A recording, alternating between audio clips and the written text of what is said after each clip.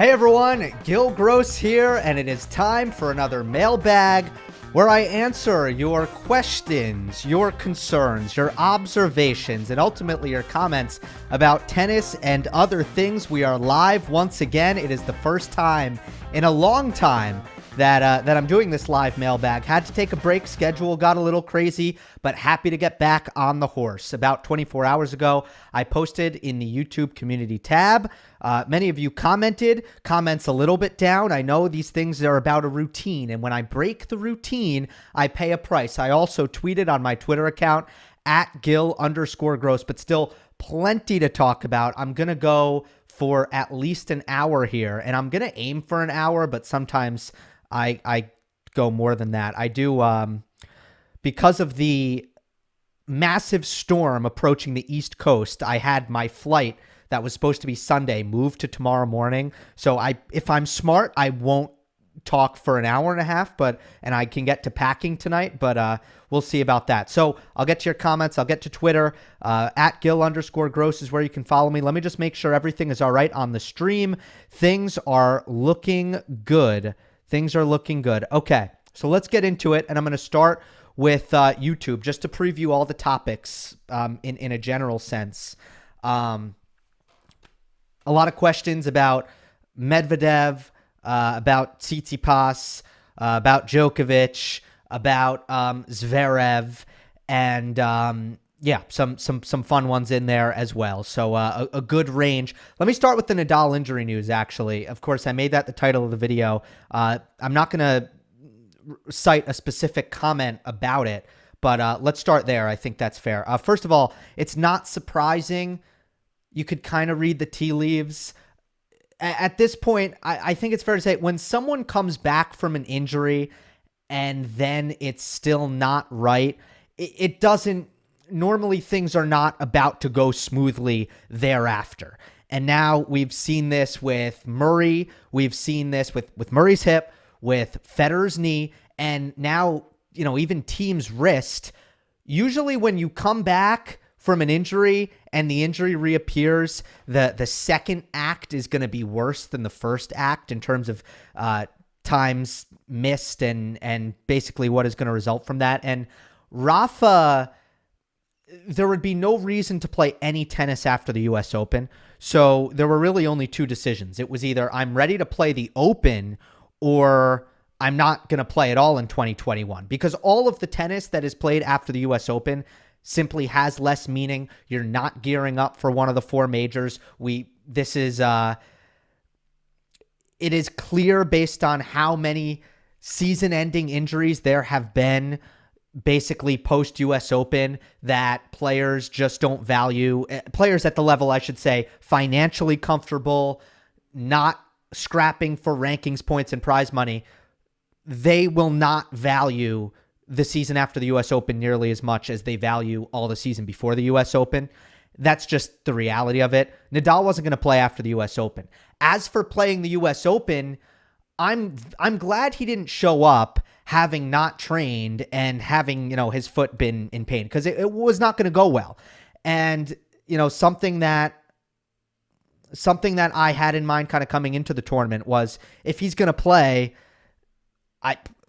he's got to be the fifth, maybe the sixth favorite based on track record. So I don't think it would have gone well considering his preparation was not right at all.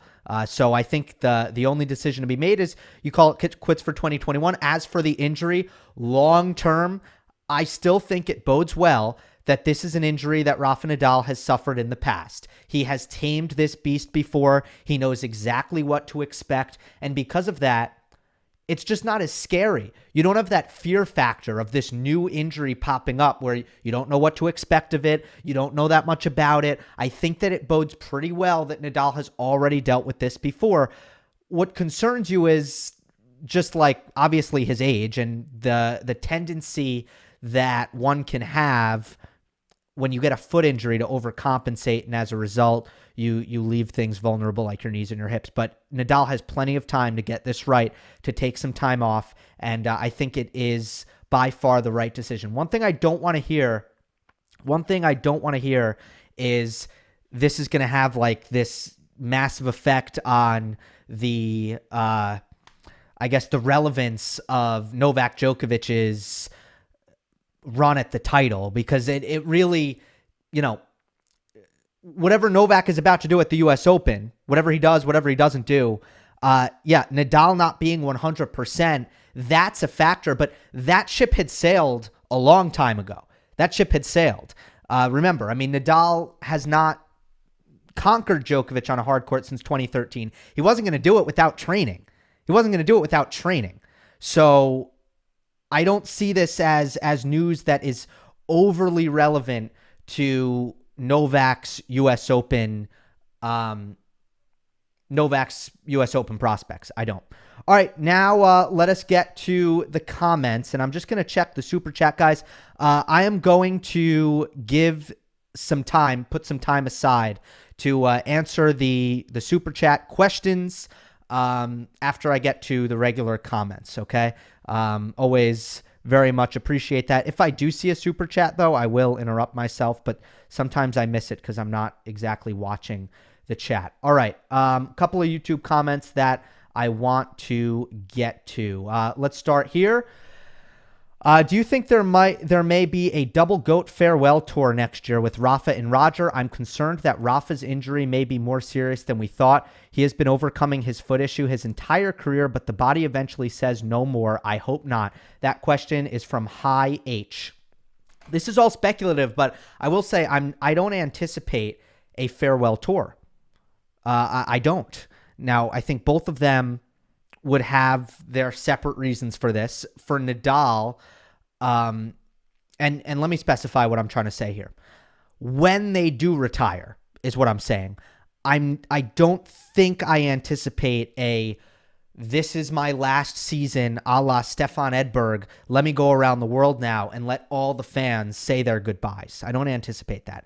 For Nadal, I don't anticipate that because I truly don't think it is in his character to bring all that attention to himself. And I don't think that is something he seeks. Rafa Nadal does not seek celebrity. He just, that's not in his nature. That's not how Tony Nadal has raised him to be. And I'm not hating on farewell tours. I'm just saying that wouldn't be in Nadal's character to try to make a big show out of his retirement. Nothing that I know about Nadal would be consistent with him going about it that way. That's Rafa. As for Federer, first of all, again, right now my hopes and expectations are at a low point for Federer in the sense that I'm just hoping he can play some tennis to a point where he's satisfied with the way that this ends and the knee isn't just going to kind of rip the sport away from him before he's really ready to say goodbye. That's my hope. And that's a low bar. But I think if Roger gets back to the court and he's healthy, I don't think he's going to want to play competitive matches with the pressure of the kind of farewell tour carnival going on around him. Now, I do think that he will create a bit of fanfare in some way at some point, but I don't think it will be while he is touring. And I think maybe he will do a charity exhibition all around the world to end his career. We've seen him do that before. If I were to guess, I think that's how Roger Federer will handle the end of his career. I think he'll do a charity tour. I think he'll go all around the world so everyone can watch him play and kind of say their goodbyes. That's how I think he'll do it. But I don't think he wants to announce before Wimbledon, this is my last Wimbledon. I think if Federer plays Wimbledon, he wants to focus on winning it and isn't going to want that extra circus around the fact that it would be his last one. So I actually am not anticipating a big kind of goodbye tour, especially if it's going to be a full year. Maybe one of them will say this is my last tournament or something. Or David Ferrer, I think, said it like 2 tournaments in advance or something like that. But I don't know. All right. Let's get to 7BD273 says, thoughts on Medvedev's net game? More precisely, why isn't he trying to improve his volleys a bit? In my opinion, with his height and serve, it would make a lot of sense to put at least a little bit more emphasis on the net game. Plus, since he can't hit through his opponents, but he can place balls very well and force the other player into defensive positions and do a lot of running, it seems logical that he could use the volleys as a weapon. I was watching his match against Dimitrov today, and there were so many opportunities where attackable balls were coming back from Grigor, and Medvedev could have come to the net to finish the point, but instead he stayed back, and the rally went on and on. Is this a confidence thing, or is it more about his technique, or both? There's a couple interesting parts to your comment. It's a very interesting comment for a couple reasons here. First of all, Daniil Medvedev is... I think that we need to move away from looking at a player's height and putting them in a box because of that. We really need to move away from that, because what we know about how tall players should play is based on a certain set of parameters that is no longer true. For example, tall players are not supposed to move around the baseline. They are not supposed to be as nimble from behind the baseline in the back of the court as Medvedev is. So if we say, okay, you're tall, so this is how you should play, well, we need to stop doing that. We really need to stop doing that, because what Medvedev does is he breaks rules about what a 6'6" person can do. So we need to allow him to break those rules and not try to put him into a box based on his height, right? With that being said, you make a good point about Medvedev's ability to finish. You make a good point about his precision. I think the reason why Medvedev stays back is for the same reason why Andy Murray stayed back. Andy Murray, same things could be said. A little bit of trouble finishing from the back of the court, especially when he doesn't have any pace to work with and he can't use his width and redirection.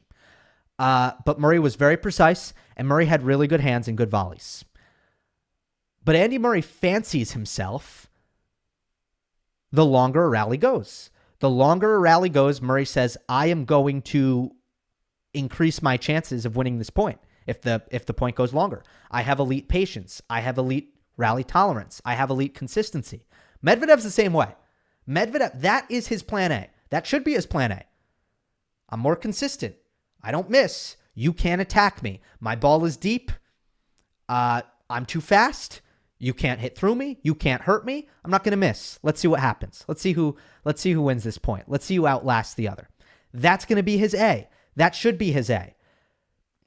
I think you don't give enough credit to Medvedev in this comment for his B, because we've seen him say, crap, this isn't working. I'm going to go forward. But against Dimitrov, he was winning that this way. They were playing great long rallies. Fantastic. Grigor brought a great level to that match. Medvedev's was better. Medvedev was winning all those extended baseline rallies. So Daniil would say, why should I come in and give you an opportunity to finish the point with a good passing shot, give you a target to do that? Daniil's not going to volunteer himself to do that. So that is the key. I would give Medvedev more credit for his volleying. And I do see a comment that, yeah, Andy Murray has better hands than Medvedev, but I wouldn't say Medvedev doesn't have good hands. I don't agree with that. I don't think they're at Murray's level, Michael, but I do think that they are pretty good. I do believe they are. Now, his volleys look very, very ugly, but the result of them are not as porous as the technique of them. Let's go to the next one. This one is from Anchi588. What do you think is going to impress you the most in the US Open in regards to Novak's game, if you'd have to guess? At the Australian Open, it was serve. At the French Open, it was the forehand. And in Wimbledon, it was the volley. Well, we're running out of shots, aren't we? We are running out of shots. I think if I were to choose, this is an interesting question. I think what needs to be most impressive about Novak's game in New York will have to be his physicality, because that's what I think has won. That's what wins U.S. Opens these days, I think. The last major of the year, you're nicked up, you're banged up, the conditions are slow, it's hot, and it's humid. That's tough. Rallies are long. Conditions are not nice a lot of the time, especially with the Arthur Ashe roof now and how it kind of traps some of the humidity. So if something is going to need to be really great about Novak's game, it's going to have to be his physicality. I think if there's going to be something that impresses me and surprises me, right? That's what I think it's going to be. But, this is a very fun comment and I like the comment. It's a little bit, it's not like Novak needs to pick another shot to be the story. It could be the serve again. It could be the forehand again. I will say in a general sense, in terms of the conditions, I do think Roland Garros in the US Open, I think it's similar. I think that there are similarities there for the speed of the game and the way it plays. So in that sense, maybe it'll be the forehand again. We'll see. Next one from Naman Gupta.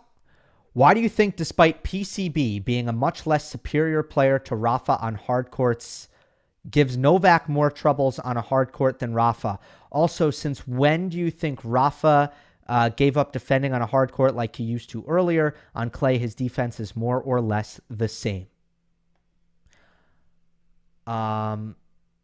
Okay. Here is why I think PCB troubles Novak. I don't know if it's fair to say that PCB troubles Novak more than Rafa. I don't know that that's fair, but let me just, instead of digging into that, let me take the question at face value. Why is Pablo Carreño Busta a difficult matchup for Novak? And that is because when it comes to rally tolerance and consistency, especially backhand to backhand, and just how solid the backhand is, Pablo can trade cross-court backhands with Novak, and he can do so pretty comfortably without really giving up a deficit of trade quality or consistency. And it's the same thing you see Medvedev, Roberto Bautista Agut, Zverev to some extent. Look, Djokovic backhand to backhand with 95% of righties. He just has this market advantage. It's just a pattern where Novak is not only is going to be the more consistent player, he's going to be hitting it deeper in the court. He's less likely to hit a ball that is attackable. It's just such a good pattern for him. When he plays a player where he just doesn't have that simple cross-court rally advantage, it's just going to be more difficult for him. But PCB is just very physical, very consistent, and he makes Novak force the issue is another thing. I still think that if you're looking at a player like Djokovic or Medvedev, who Pablo beat at the Olympics, but then just got smoked by in Cincinnati, where Medvedev is just playing this out of this world level in Cincinnati, and maybe I'll talk about that later and when I talk about the semifinals in Cincy. But when it comes to those two matchups with Medvedev and Djokovic and a player like that, look, they are offensively good. They're offensively very good, but they still prefer to have a shot tolerance advantage where they can use their defense to extract errors, where they can counter attack when their opponent gets out of position and injects pace into the rally. They still want to redirect and counterattack. They want their opponents out of position. They like that. And Pablo's just going to never really run around his backhand. He's going to stay in position and hit cross-court backhands and just be willing to play long rallies. And he's going to force a player like Novak to be offensive off the ground, which a confident Djokovic has no problem doing. A confident Djokovic is going to do that easily. It's a tight Djokovic that's going to have trouble doing that. But a tight Djokovic has no problem defending and keeping the ball in the court. A tight Djokovic is not going to make errors. A tight Djokovic has trouble finishing from the baseline. That's very important. And that is why Djokovic against Berrettini, let's say for an example, Wimbledon final, Djokovic Berrettini. Djokovic is tight. Doesn't matter. Djokovic can still play that match perfectly against Berrettini because he doesn't need to hit backhand winners down the line and forehand winners down the line. He just needs to run, defend, keep the ball deep, never miss. Novak can do that. He can always do that. Against Pablo, he's going to keep the ball in the court. Pablo's going to keep the ball in the court and make Novak come up with these shots where if Djokovic is tight and not timing the ball well, he's actually going to have difficulty coming up with that. I do see a comment from Terry and Terry. I want to get to that just while we're on it because it's topical. In the live chat, Medvedev destroyed PCB. Are you surprised? I'm a little bit surprised, but Medvedev is in a zone right now. I mean, PCB can never touch that level. Medvedev is playing so well. It is unbelievable. I'm not shocked because I've seen him do it before. But what Medvedev is doing right now is very similar to what Medvedev was doing in August of 2019.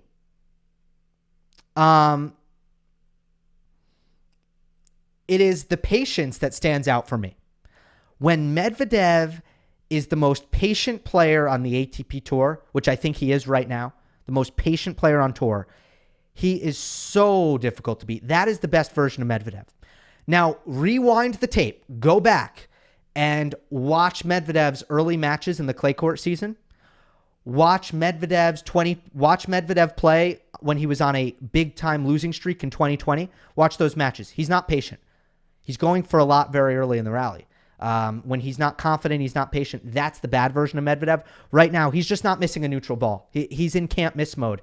So tough to beat when he's doing that, and he's still aggressive. When he takes his chances, he's redirecting down the line with ease. He's serving big. I mean, he's really doing a lot of great things. So am I surprised PCB lost? Look, I took a flyer on PCB because I thought Medvedev's draw was terrible. I thought Medvedev just had so many difficult opponents, and then he was coming off the title run. But, I mean, the zone Medvedev is in, he's finishing his opponents early anyway, quickly anyway, and it just doesn't really matter who he's playing right now. It's going to take a peaking Tsitsipas or Zverev to take out Medvedev, I think. I don't think Rublev has any chance in the semifinal. I think that'd be unbelievably surprising if Rublev, who seems to be struggling with his confidence, I know he's in the semifinal, but I just don't think... he's in the semifinal because Rublev's a really good player. He's not in the semifinal because Rublev is playing to the best of his abilities right now. So that's kind of my thought at the moment with what Medvedev is doing. I think he's just been so good. Next one from Reese O'Neill. Men's tennis seems much duller when the big three aren't playing. I just can't get interested in these Masters tournaments. We're so used to Fed, Nole, and Rafa's relentless pursuit of tennis records.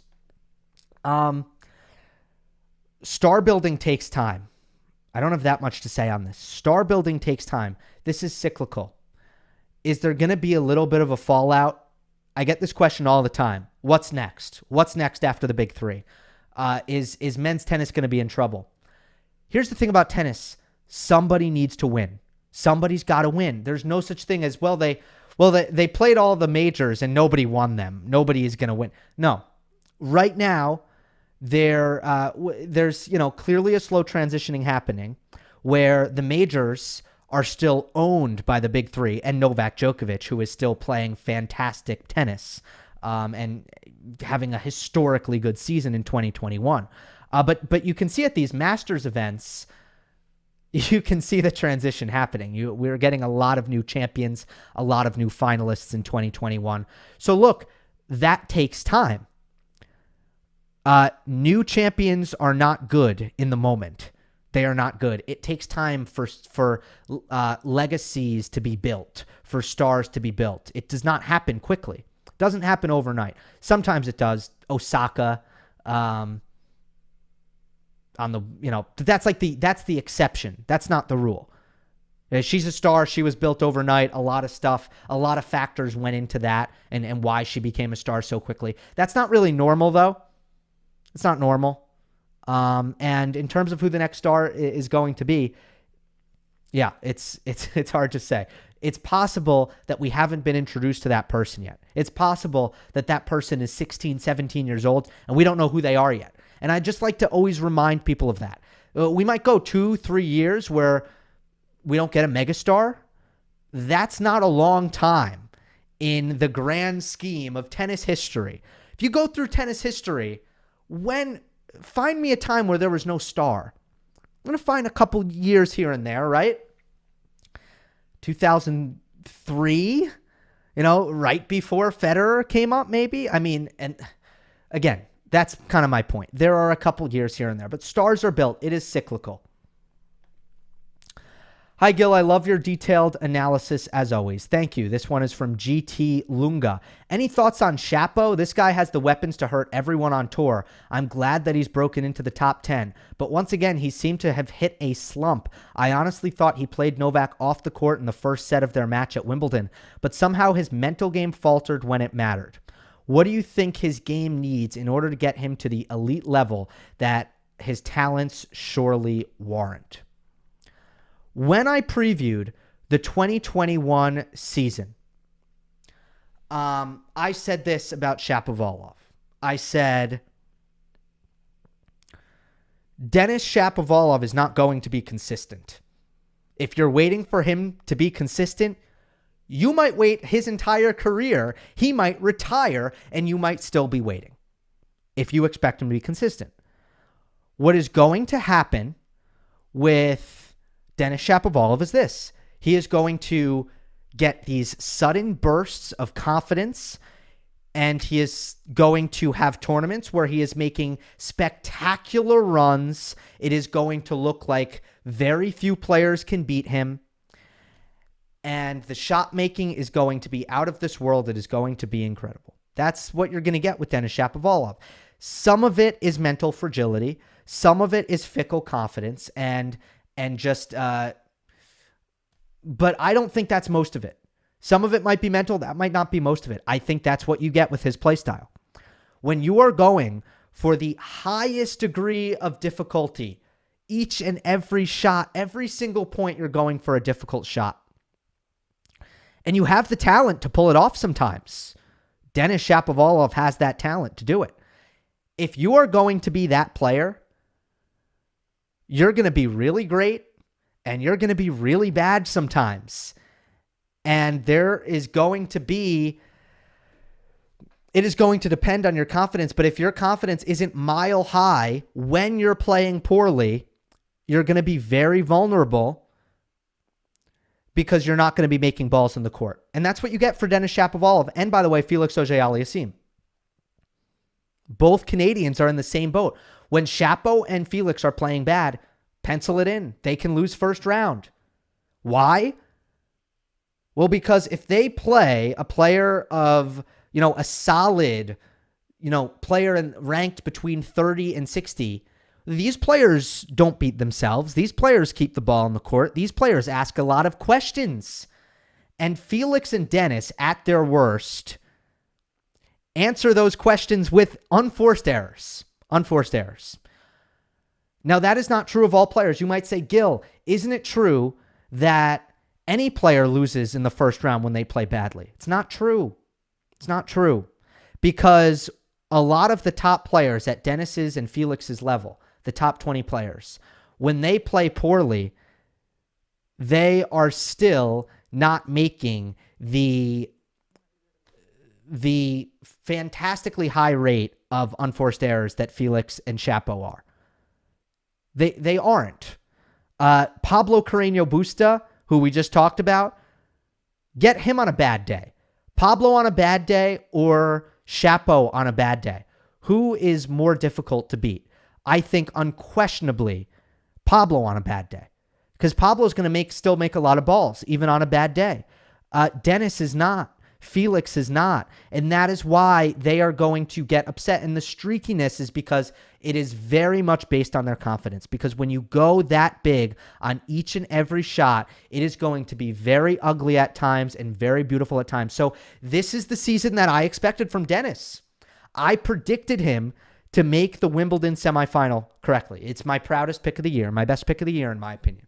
I predicted that because I thought he was looking great. He was confident, and I knew that a confident Denis was ready to make a major semifinal. An unconfident Denis, no. He's just, this is what you're going to get from him. That's what you're going to get. A question from Praneet Silvarm. Hey, Gill, big fan of the show. When did you start watching tennis and what got you into it? And which was your first match/tournament? I actually just answered this question on someone's podcast recently, so my answer will be rehearsed. It happened so long ago that my memory is a little bit fuzzy, but I'm pretty sure this is it. I was doing these day camps that were like every sport. You played a little soccer, played a little basketball, played a little tennis. At some point, I was just like, hey, I want to only play tennis. Forget all the rest. And I started just doing tennis camps in the summer, day camp, tennis camps. So that was kind of the first initial transition. The reason I was attracted to tennis above all else was for two reasons. One, the competitiveness of the one-on-one. I liked that. Just as a hyper and ultra competitive kid, teammates frustrated me. Teammates did. Now, I remember when I played soccer, and mind you, this is at a very low level.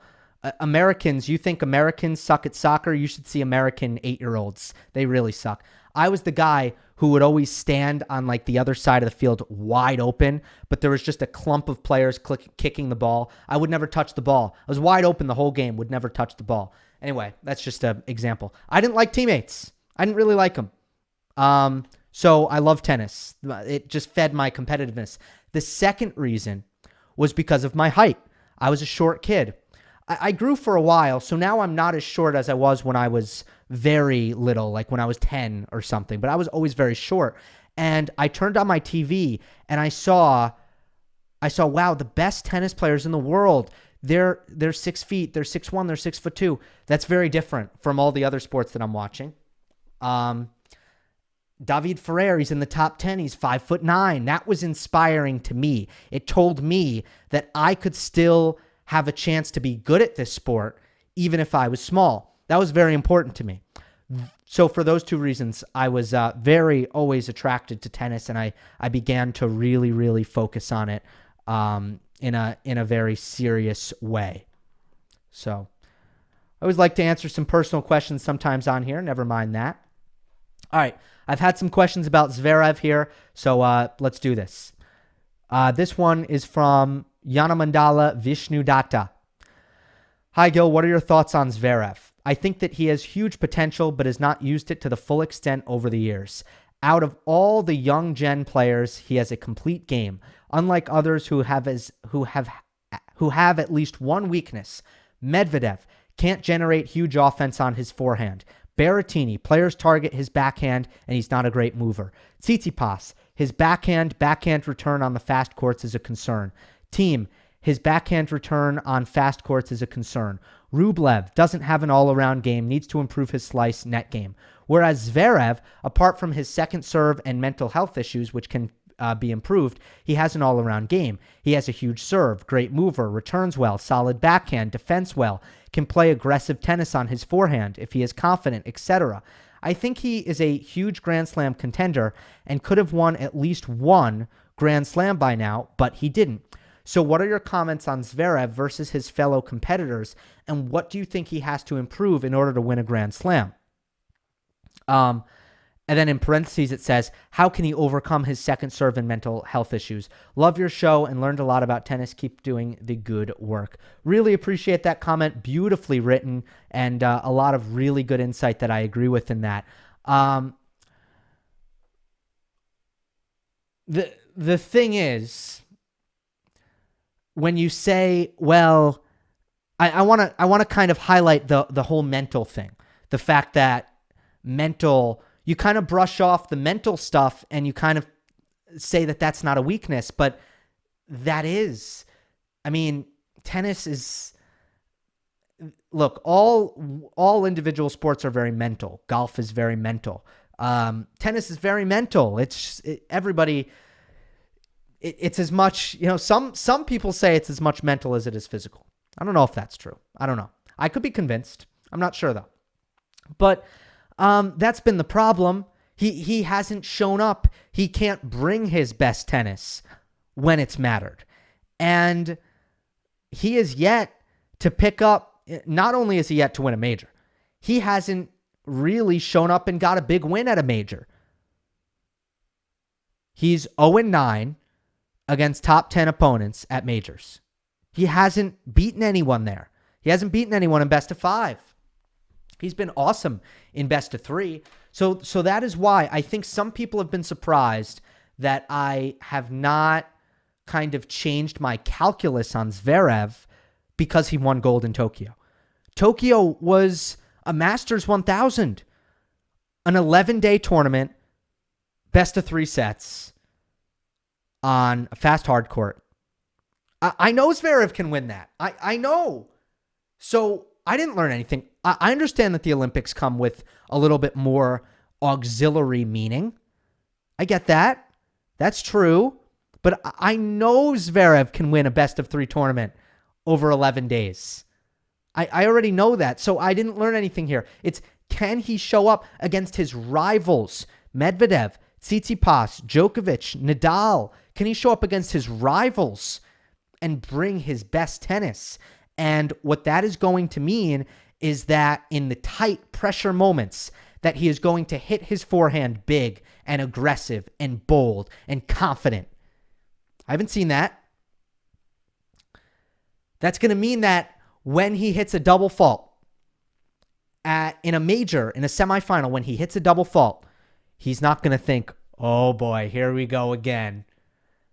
Because what I've seen from Zverev a lot in big matches is either he doesn't double fault, either he's fine, or he hits one, suddenly he's hitting 8 for the match, he's hitting 15 for the match. Like, let's not forget how he lost at Wimbledon.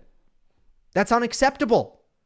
He hit 18 double faults, right? If I have the number right. He hit 18 double faults. Can't win. Can't win like that. Felix didn't even play well. Felix didn't even play well in that match. Zverev still lost. He hit 18 double faults. Can't do that. So, I kind of, it's hard to predict Zverev. There is nobody on tour that I'm worse at predicting. When I preview these tournaments, I am so often so off because he gives me a lot of trouble because it's all mental. And that is always difficult to predict. Always difficult. So he needs to finish a big match against a great opponent at a major. Once he does that, I do think the floodgates could open for him. I do. But it's a monumental task. And I kind of don't believe it until I see it at the moment. Because right now, I mean, again, it's just, I haven't seen enough changes in his game technically, or I haven't seen him really working on himself enough for me to think that something is going to change here. I would like to see with his serve, I would have liked to see his technique altered. With his forehand, I would have loved to see him do some different things, or even just work with the mental coach. Do something different, change something to try to work on your mental game deficiencies. But instead, I'm really not seeing that, and that is what makes me not really believe in Zverev as much. But in terms of what he can do, in terms of his all-around game, I fully agree. You put it very well here, but the mental is a weakness.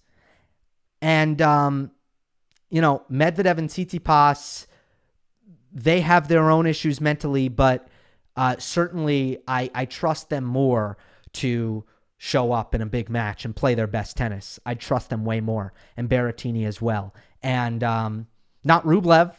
Rublev has had his own issues, I think, but the others I do more. Let me see if there's some live chat stuff here. A question about Korda. I made a video about Korda, Anthony. So if you look that up on another tab, I am a believer in Korda. I am. Francesco, I enjoy the others plenty. Believe me, I enjoy the others plenty. All right. Next comment from the YouTube community tab. Mind you, I will get to your Twitter comments at Gill_Gross. You can follow me on Twitter. I did tweet and I got a lot of replies. I will get to those in a moment. I believe I have like a couple more YouTube comments. This one from Jason. Laver Cup preview / Laver Cup snubs. I don't think Team World has a shot. I think it would be better just to have a draft or something. The unevenness is hurting the popularity. I kind of agree with you. Now, Team World has hung in a lot better than I expected them to hang in. And also, the scoring system for Laver Cup is brilliant. And Davis Cup might want to think about implementing it. The fact that on the first day, the matches aren't worth as much, and then on the second day, they're worth a little more, but the third day is really what matters. That's good. That way you don't get that dead rubber third day. So the scoring system's brilliant that way. It really keeps you engaged. But let me read this off for you for those who don't know. Team Europe is Daniil Medvedev, Stefanos Tsitsipas, Alexander Zverev, Andrey Rublev, Matteo Berrettini, and Casper Ruud. Sorry, did I say Team World? That's Team Europe. Team Europe is those guys. Team World is Diego Schwartzman, Denis Shapovalov, Felix Auger-Aliassime, Riley Opelka, John Isner, and Nick Kyrgios. The only thing Team World has going for it is they have some big servers that can shrink the margins. It's really it. Like, they do have probably the 3 best serves in the world in Kyrgios, Isner, Opelka, and then Shapovalov might have a first serve in the top 10, maybe top 10, borderline.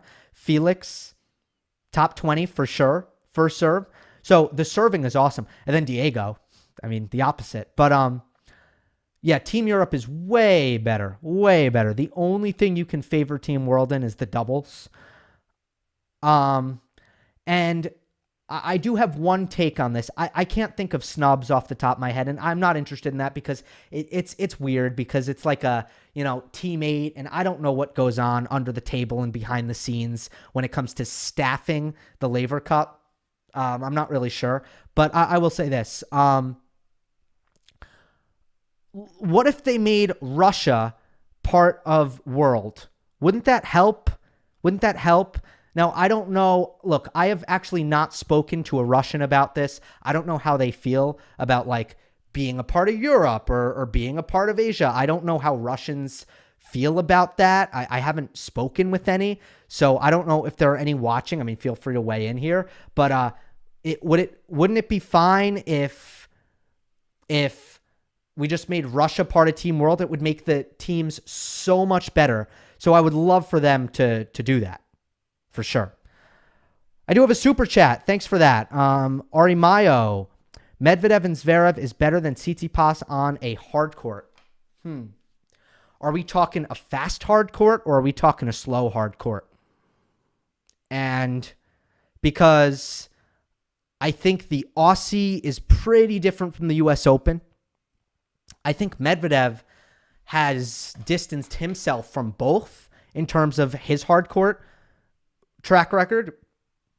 I mean, he has made both the final in Australia and New York. He has absolutely dominated the summer hard court series. He has absolutely dominated the fall post US Open hard court stretch. So I think Medvedev for sure. Zverev or Tsitsipas on hard court, I think it probably depends a lot on court speed. And yeah. I might have gotten through all the YouTube comments.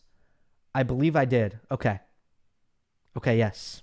So let me get to Twitter, but I'm just going to take a quick pause here to... I won't put it up on the screen, actually. Never mind. All right. At Gill_Gross on Twitter. Give me a follow, guys. All right.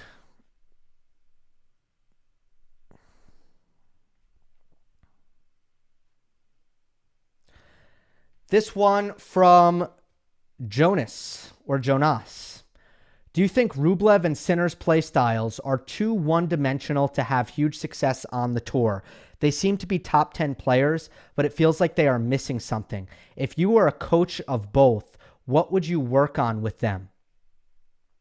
Well, I do think Rublev is missing a lot of the auxiliary tools, the backhand slice. He really, look, for me, the backhand slice is not really optional, especially on lower bouncing court surfaces, especially on grass. Like Rublev and Tsitsipas, they just don't have that shot, and it's a problem. Like I don't think that's optional. And someone asked me on Twitter, how would you develop a young person's game? That is part of it. The slice is a must. But in terms of volleys and drop shots, I just think Sinner is so young that we shouldn't really, like, there's a big age gap between Sinner and Rublev, and Sinner is still working on things rapidly, like his first serve, how much power he gets behind his first serve, and his movement and his physicality. That should be Sinner's focus right now. So I wouldn't slap, here's what I would say. I would not slap the kind of one-dimensional label on Sinner right now. The man is 19, rapidly improving, and I'm not convinced that he is not 2 years away from having solid volleys, that his slice is not going to be solid and comfortable. By the way, he hits his low backhand really well, so he might be somewhat of an exception to that rule. So yeah, I wouldn't put them together. Now, Rublev also doesn't have Sinner's power. He's not quite there. Rublev has tons of power, but it's just a level below what Sinner brings to the table. And I do think that Rublev he is still in the tier 2, and there is still a gap between Rublev and then the next class up of Nadal, Djokovic, Medvedev, Tsitsipas, Zverev. I'm used to putting Federer in that, but I don't know how good Federer is right now, so he's not in that right now. And Zverev was the last name. Yeah, he is in that, I think, tier 3. I think it's a third tier that Rublev is in. And is that because he's too one-dimensional? I don't know that it's because he's too one-dimensional. He's not that good defensively. His second serve is a weakness. And I think those two things, his movement is not elite. His offense is not as varied. That goes to the one-dimensional. I think there are issues other than, well, he's one-dimensional. He only has plan A. Because his plan A is great. But there are legitimate things that hold Rublev back that are not just he's one-dimensional. That second serve gets abused. It gets bullied, and that's a big problem. And his first serve needs to be even better for the kind of style that the first strike tennis that he needs to try to play. This is a good one to follow up. It's from tennis blogger, All About Tennis blog, David Gertler. He says, what do you think Rublev needs to improve what do you think he needs to do to improve his 0-21 set record against Medvedev and Zverev? Do you see these matchups as lost causes? I kind of do.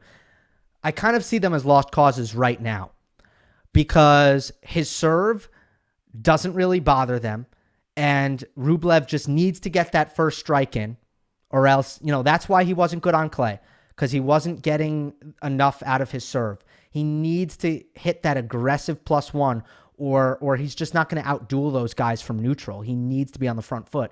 And the serve isn't good enough. I fancy their returns against his serve. Secondly, more importantly, his offense doesn't bother them enough, because I think the reason why most of the tour finds it very difficult to play Rublev is because he rushes them. He takes the ball very early and hits every shot very hard, and it just feels like I don't have time. And that is very suffocating and difficult to play against. And it's hard for me to play my game because he rushes me. You can't rush Medvedev and Zverev. They don't get rushed. First of all, their court position helps with that. They will just drop back behind the baseline. But also, they love that pace, and they like to redirect it and use it against you. So, and they're both very compact, and you just can't really rush them. So what Rublev doesn't work against them, and he's rather helpless when that is the case. So I don't think he can do much. But think about that. That's intense. 0-21 sets. And I knew he had never won a set off Medvedev, but I had forgotten that he had never won a set off of Zverev. It's not that surprising. Medvedev and Zverev are pretty more similar than people like to think, play style wise. From Marie Suzuki, what changed from Tsitsipas? I don't know if I'd ever beat FAA a few years ago and lately dominating FAA. I think more than kicking himself out of living in his head rent-free, right? So Marie asking, did something change tactically? Did Tsitsipas unlock something that allowed him to beat FAA? I actually don't think so. Tsitsipas over the last couple years has gotten way better, has rapidly improved. Felix has not. So that's that. I think it would be disingenuous to dissect this tactically. Now, maybe I'm missing something tactically that occurred here, but Tsitsipas and FAA were on even terms as a tennis player, and now Tsitsipas is better. He's the better player. So that is why I think their head-to-head turned around. Diego asked me a couple of days ago, and he said, he reminded me about it here. How would you build a young player? What would you emphasize with them? If I had, let's say, a son or a daughter and I was developing them, what would I focus on? First of all, I wouldn't fully coach them. I would just make a judgment about how good the coach is, and I would be very judgmental because there's a lot of bad coaching out there. But here are the things I would emphasize. Footwork, number one. You got to move your feet well. You need to split step. When players do not move correctly, it is a non-starter. This is the fundamental part of tennis. Everything else is secondary. I believe the modern game is built around footwork and racket speed. Swing fast, move your feet correctly, and if you can develop those two things, I think you're going to develop a good modern game. Now, in terms of, and then again, certain things, backhand slice, it's not optional. Second serve, you need a kick serve. You need that at a young age. You cannot be 14 years old before you start to learn how to hit a kick serve. Development of a kick serve should begin at 8 years old, 9 years old. Too many players are using a forehand grip for too long to serve. So anyway, these things, do everything right, have proper technique. By the way, I'm not saying anything completely crazy right now. I'm not a genius about this. This is just how to do it right. You need to have proper technique from an early age, good habits, good footwork, racket speed, every part of the game. And in terms of two-handed backhand or one-handed backhand, that was part of the question. Look, most players will have a natural backhand one way or the other. If a player is super unnatural and it seems like when he hits his two-hander, the left hand isn't doing any work, they should just switch to one. But if that's not the case, I think you start with the two-hander because there are a lot of advantages there. It's the more stable and solid shot. As the game speeds up, which I think it is, as the balls come faster and harder, I do think the two-hander is a little bit more reliable as a base. But guess what? The one-handers have what the two-handers don't, which is heaviness and weight of shot. And I think what Thiem and Wawrinka can do are awesome. And I don't think a two-hander can unlock that. Tsitsipas and Federer are a little bit different. That's why I'm not including them. I don't want to get into that, but they're a little bit different. But what Wawrinka and Thiem do, a two-hander can't do that. Sinner is kind of doing that. But other than, crazy Yannick Sinner, can't really do that. So again, weight of shot, RPM, topspin, that's advantage one-hander. So at the end of the day, you do what's natural. There is no answer to what a young player should hit, one hand or two hands. What is natural is the answer here. That's like, should you serve platform or pinpoint? What's natural? Whatever's natural, that is the correct philosophy. By the way, it just reminded me, because someone said Tsitsipas reversed jinxed the FAA matchup. He did this with Nadal too. He said, I don't know how anyone with a one-hander can beat Nadal. And then he's played Nadal really well since then. Wild Live asks, is this version of Medvedev better than the summer of 2019 version? I think they're about equal. I actually don't think Medvedev has gotten much better, but he really hasn't had to. That level can win majors, and Yeah, that's fine. You know, he's kind of a finished product. Now he can keep getting better, and that would be obviously great. That would be all gravy, good for him. But he can win some huge titles just playing how he does right now. What he does right now is pretty great. So this one from how do you pronounce this? Nachaket. Every 2016 World Tour final participant is out of 2021 Cincy. 4 of 2019 year-end top 5 is out of Cincy, and 3 from the 2021 season. Is the next-gen transition complete? Is the next-gen transition complete? No, it is not. No, it is not. Read all of the Grand Slam champions. Just read it in a list. Read it. Transition's not complete. It's not complete. 2021, Djokovic. Don't tell me the transition is complete until the younger guys are winning some majors, and ideally they're actually beating Djokovic or Nadal in big matches, best of 5 at a major, and going on to win the title. Right? No. Right? Don't tell me that the transition is complete until we see it at the 4 biggest tournaments of the year. That's what I have to say to that. What mirror matchup? This one from Nomo Paria. What mirror matchup is the most enjoyable to watch? 2 serve bots or PCB Medvedev?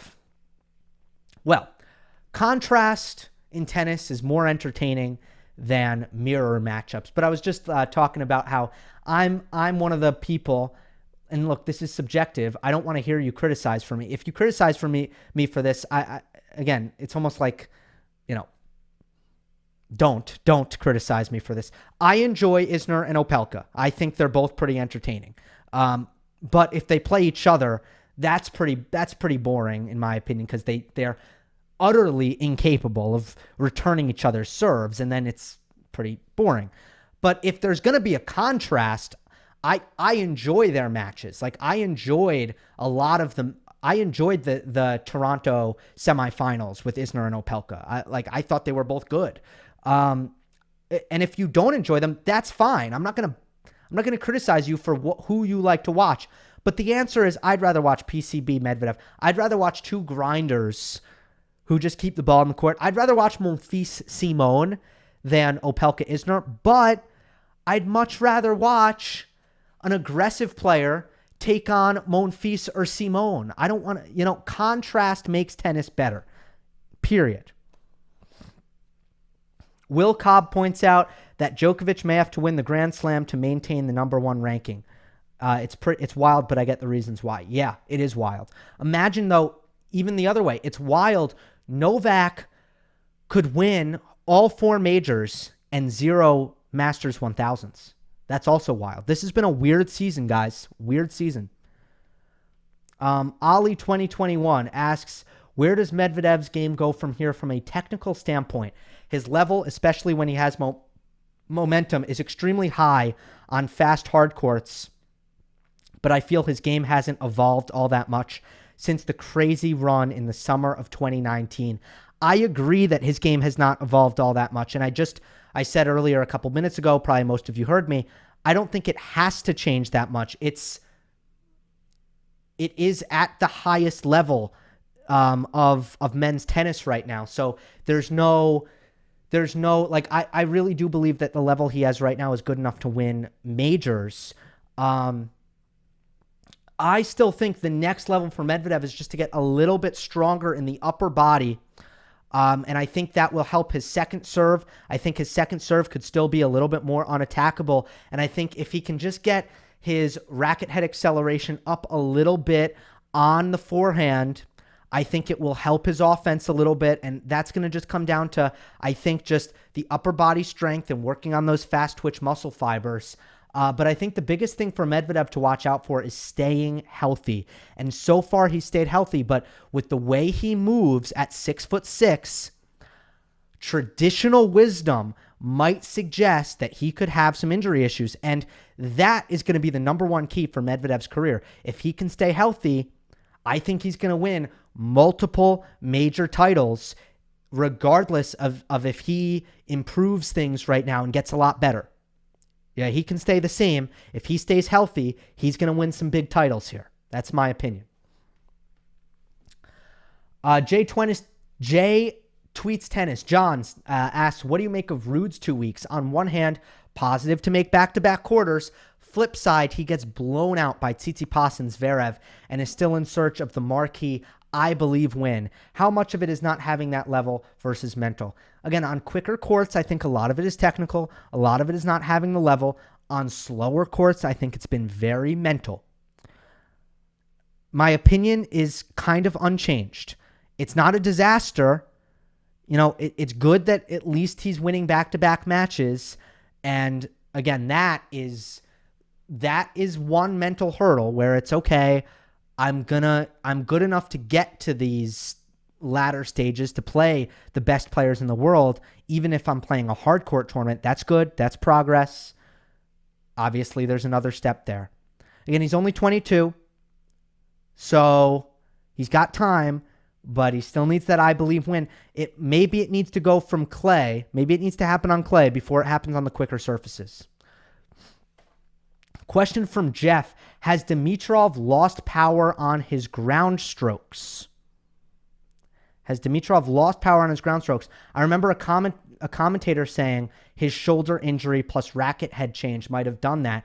Should he get to the net more to adapt his game as he struggles to finish points? I don't think he's lost power. He's never had that much of it. No, I don't think he's lost power. Not to my eye. I think Dimitrov, that has always been his problem. And if you want to know why is he good at Wimbledon? Why is he good at the World Tour Finals? Why is he great at Cincinnati? These are surfaces that are so quick that his forehand gets through the court. As soon as conditions slow down, Dimitrov is underpowered as a player. He doesn't have the power. His backhand, all he can really do is trade it. It's not a damaging shot. He slices it well, but all that does, you hit a good slice. What's your reward? Your reward is you set up a forehand. Well, if that forehand, it just doesn't quite have enough pop. He's a little bit underpowered, and that is what has held him back, including on the serve. Serve has also been a little bit underpowered. But no, I haven't noticed that as a recent change. That to me has been a theme throughout his entire career. Lance asks, is FAA's consistency more of a technical issue with his strokes or a mental block or both? With him, it's more shot selection, I think. And because I think Shapo has shown at times that he can be a little bit, he can be kind of patient, and he can hit the proper shots. FAA, even when he's playing well, I still think his shot selection is absolutely crazy. And he, his shot selection is very frustrating to me. It's very frustrating to me because he's so fast. He's a great athlete. I think he has some defensive capabilities, but he goes for too much. He is unwilling to give himself enough margin. And he's constantly hitting forehands where if they land, they are absolutely deadly. But if he just gives himself a little bit more margin, I just think it'll help him a ton. And again, the lack of consistency, sure, I think he loses confidence very easily. He gets that deer in the headlight looks. He gets very nervous. He gets very shaky. Yes, that's mental, but it's also his play style. And if you are going to go for the biggest and boldest and most difficult shots, and if you don't have that, okay, I don't have it. Let me dial it back. Let me get safer. Let me do learn from Novak. Do what Djokovic does. When Djokovic isn't feeling it, okay, let me hit cross court more. Let me increase my margins. Let me just use my legs a little bit. FAA has the legs. That is what is so frustrating to me. You'll never see me say this to Berrettini. Let me be very clear. You'll never hear me say, Berrettini should go for less. Berrettini's going for too much. No, Berrettini has to hit his forehand as big as he possibly can. He has to. He doesn't move that well. FAA is different. You have the legs, Felix. You have the legs. So if your confidence is low, if you are missing too much, dial it back. Make the ball on the court, rely on your legs. That is my plea to him. That's my plea to Felix, if he wants to be more consistent. Wow, another person. Are you seeing improvements in Medvedev's game since Australian Open final in February? A little bit. Again, it's all about the patience with him. That's all I'll say. Thoughts on Naomi Osaka's struggles on and off the court? She really did lose it the other night against Teichmann. I was surprised. She did not keep her composure, but she missed 2 overheads in a row, and she really never mentally recovered. She got very dark on herself. She said that at the Olympics she got too aggressive, and then there she got too passive. I just think she needs the confidence switch for her happens very quickly, and I just think she's looking for that dominant match. I still think she's a big threat at the US Open. In terms of her struggles off the court, that you're going to have to be more specific with the question there, to be completely honest. When it comes to the press conference and her breaking down in tears, if you're asking specifically about that, I thought the question was fine. I didn't think the question was out of bounds that Osaka was asked. It was a fair question, and I'm not really sure. I can't speak on Osaka breaking down emotionally because I'm not sure what she was breaking down emotionally about. I will say that she's been through a lot. She's been through a lot in the last couple of months, and she doesn't deserve to be bullied for crying at a press conference. Like, what do we care if she cries at a press conference? Who the heck cares? Whatever it is, it's sad to see. And I just think she deserves a little bit of empathy for crying at a press conference. Now, does the journalist deserve hate? No. The question was fine. Osaka doesn't deserve hate. The journalist doesn't deserve hate. That's that. Neither. Okay? I know in this polarized society, we have to side with one or the other. We have to have some hot take. Neither. Everything is fine. The question was fine. I don't know why she started crying. Whatever it is, it's fine. She came back and finished the press conference. I notice I got asked a very vague question, and it put me up on that soapbox. Okay, a couple more before I'll go to the super chat. What can tennis learn from pickleball's growth? I don't know enough about pickleball's growth to answer this question. So I appreciate the question, but I don't know. But interesting. If you want to send me an article, I will read it. Gabraham, Gigi, what is holding back Medvedev from winning a major? Nothing. Like, I have critiques for his game. I do, and I wish he was more consistent mentally, more resilient mentally, because he will sometimes really lose it. So I think that should be acknowledged. He can totally lose it. Totally. US Open against Thiem, for example. Biggest match of his life to date, 2020 US Open. Call goes against him, he loses it.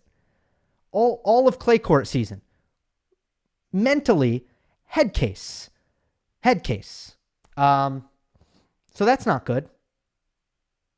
Hurkacz at Wimbledon didn't deal with that very well. The pause and coming back. So mentally, he's not mature. So maybe, but your question is not, I don't agree with the question, because I think Medvedev is ready to win a major. So I don't think anything is actively holding him back from winning a major. Question from Nell Tennis. What are your thoughts on a possible ATP WTA merger? I've spoken to people about this recently, and I don't think that there's any chance of a merger happening. I don't think it's going to be a merger. What I would like the ATP and the WTA to do is work together and merge certain specific aspects of their businesses, including the media aspect.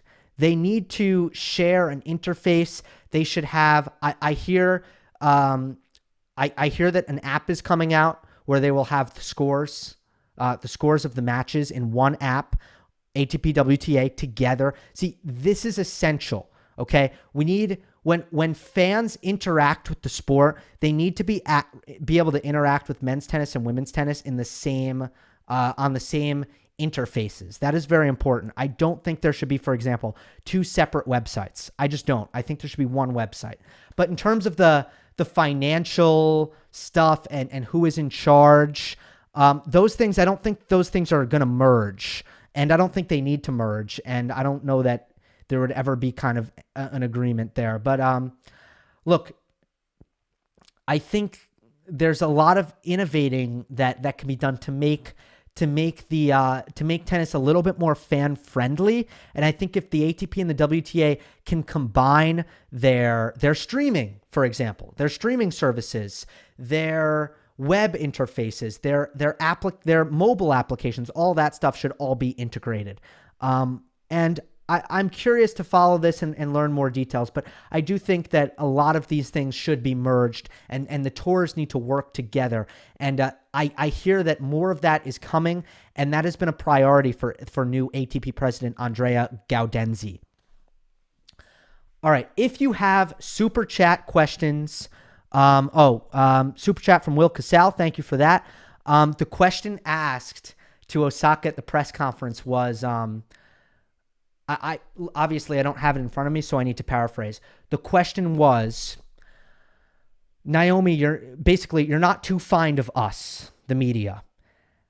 How can you be not so fond of us, but you are very willing to do other sorts of media like photo shoots, magazine applications, the Netflix documentary? Why, how can those two things coexist?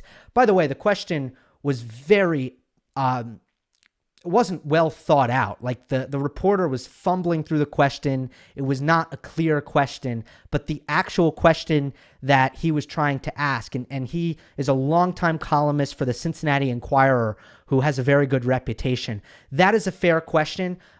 Naomi should have been ready to answer that question, because I've seen that question all over the internet, all over. And Naomi should have had an answer prepared. And that's not her fault. That is the people around her. That needs to be a situation where it's, Naomi, these are some of the things that you are going to be asked about. So let's think about how we answer these things.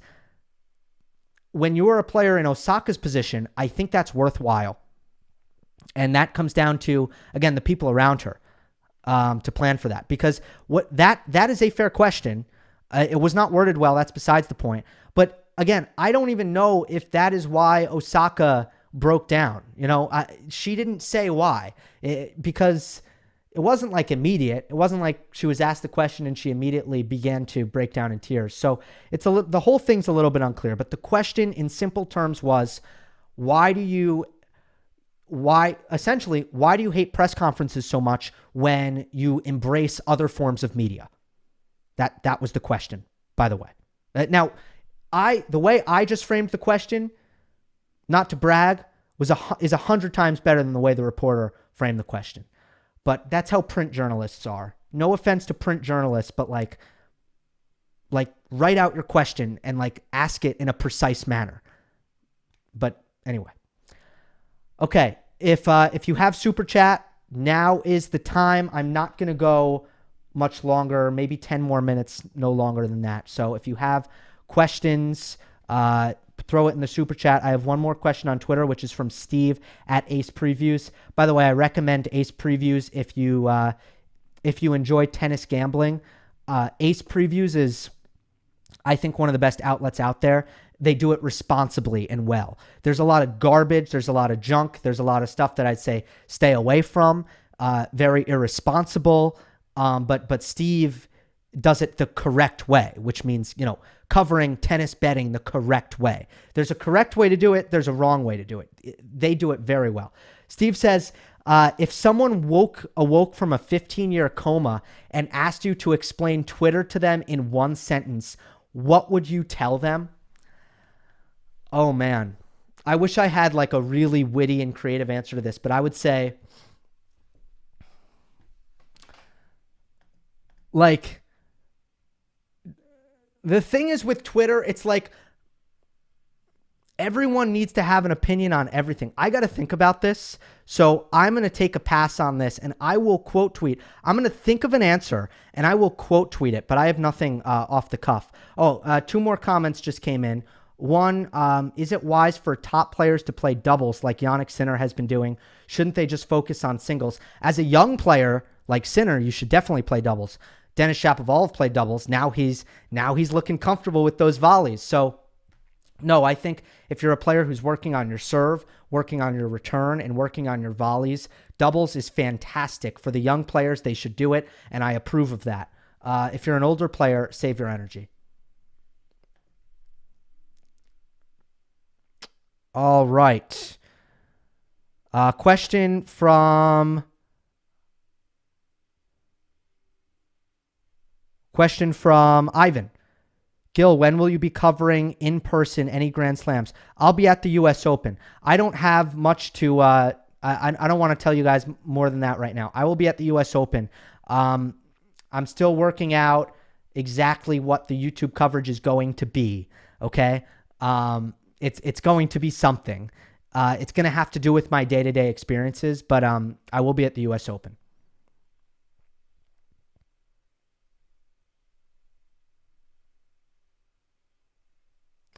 Let's see. Why do players have to do press conferences? From Freeman Griffin. I mean, if you're someone who consumes, look, it really is. It's the pillar of doing reporting and journalism on the sport. The players should have to talk to the media. I mean, I don't want to get into this in any sort of depth, but I fully support the requirement of press conferences. I also support certain types of reform, and I support empathy as well. I support empathy, but I support mandatory press conferences. I can't get, look, it's like, to me, I understand, like, a journalist has a job to do. The job is to cover the match, to put into writing what happened in a match. And in order to do that effectively in a decent manner, you need to hear from the players. You need sources. It's a requirement. It's how it works. So,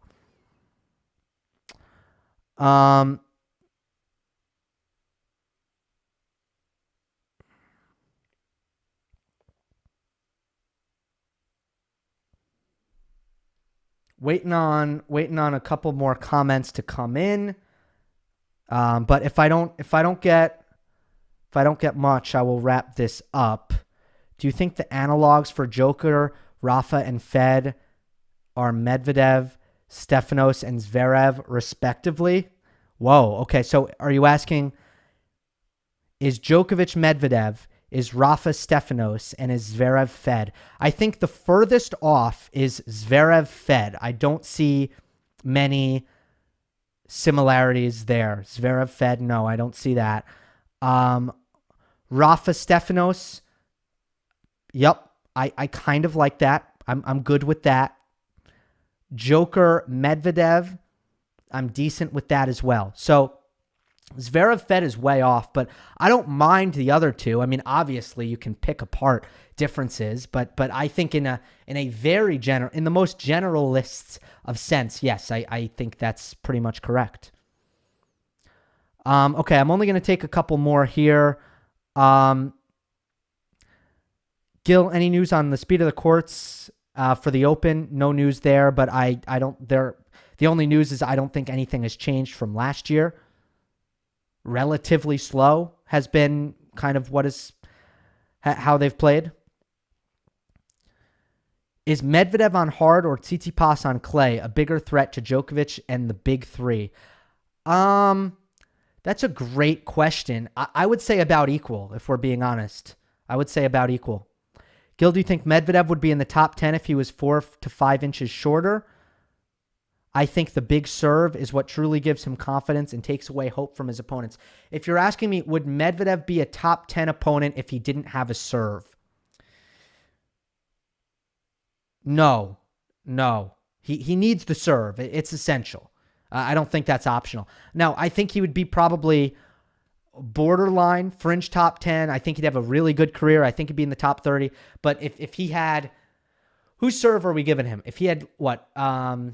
Roberto, like RBA's serve, Bautista Agut's serve, would he be in the top 10? Borderline. He'd have a career. No, I mean, he wouldn't be anything near the same. He's got a world-class serve. Gill, I heard you on Tennis Channel. That's from Tyler. Yeah, I am working there. I will be calling matches from Winston-Salem, ATP, WTA, Cleveland next week. And I have an early morning flight tomorrow to Los Angeles. So very excited for all that. Very excited.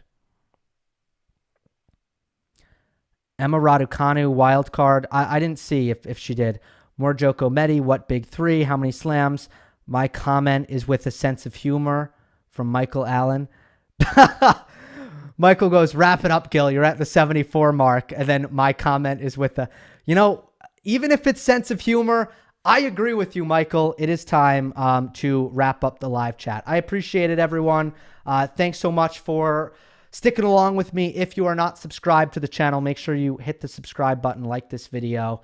Appreciate it. As always, I will keep up the content over the next couple weeks. U.S. Open Power Rankings, U.S. Open Preview, all of that coming your way. Make sure you're subscribed. Hope you enjoyed. Don't forget to subscribe, and I will see you next time.